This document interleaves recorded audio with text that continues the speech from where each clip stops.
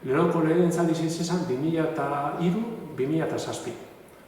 Orduen egon nintzen zinegotzi moduen, udal gobernuen, eta goten nintzen kultura, hezkuntza, euskera, arlo hori duten nahi.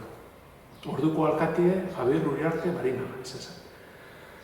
Eta gero utzune bat egon zen, beti gauza, gerrizien alde bat eta besti, da 2019 zen alkate, izendatu noztien, 2019-2023 artien.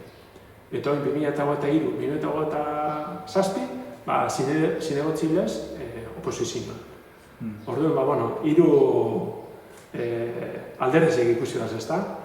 Zinegotzi moduen udal gobernuen, alkate moduen, eta hori, zinegotzi moduen, baina oposizioa.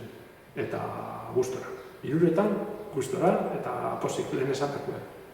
Errezen alde lan batzutan gorra egiten da, baina gustora egiten da, gauzi egiten da, azkenien barrutik urten ezkero.